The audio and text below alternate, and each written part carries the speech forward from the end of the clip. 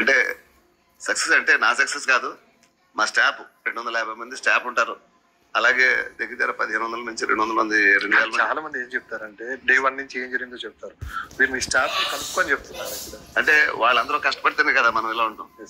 వాళ్ళందరూ అపరిమితంగా కష్టపడి మనం ఈ స్టేజ్ లో ఉన్నాం.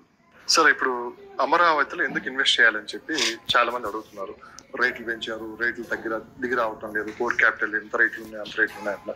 నేను అడిగే ప్రశ్న స్ట్రైట్ ఏంటంటే, అమరావతి నుంచి ఇన్ని కిలోమీటర్ల పరిధిలో మనం ఇన్వెస్ట్ చేస్తే మంచి అప్రిషియేషన్ వస్తుంది. ఇప్పుడు అమరావతి నుంచి వచ్చేవాడికి అన్లిమిటెడ్ అండి, ఇన్ని కిలోమీటర్లు అంటే లేదు.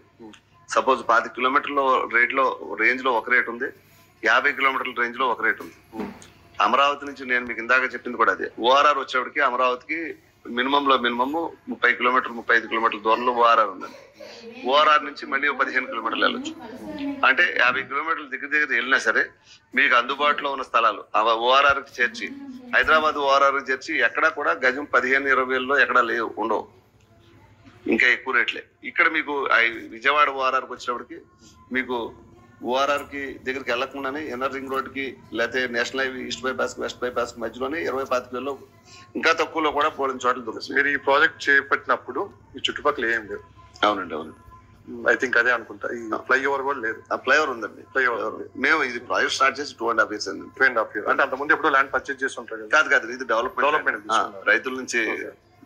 ఈ లొకేషన్ ఎలా ఉంది సార్? అంటే అప్పటికి ఇప్పటికి ఆటోమేటిక్ గా మేము ఇది ఎకరం డెవలప్మెంట్ కి తీసుకునేటప్పుడు ఇక్కడ ఎకరం కాస్ట్ 2.5 కోట్లు 3 కోట్లు అండి అప్పుడు. కానీ ఇవాళ వచ్చినప్పటికి ఎకరం 10 కోట్లు 12 కోట్లు అయింది.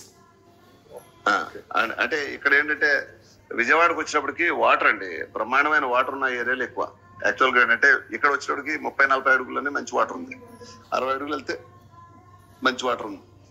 మీకు హైదరాబాద్ లోకి వాటర్ లెక్కేసుకుంటే ఈ వాటర్ వచ్చినప్పటికి ఈ కృష్ణానది చుట్టుపక్కల ఉన్న ఏరియాల్లో కానీ లేకపోతే చుట్టుపక్కల ఉన్న చెరువులు కానీ చాలా చెరువులు ఉంటాయి. ఆ చెరువులో నీళ్ళన్నీ ఫుల్ అయిపోవటం వల్ల ఏంటంటే గ్రౌండ్ వాటర్ చాలా ఎక్కువ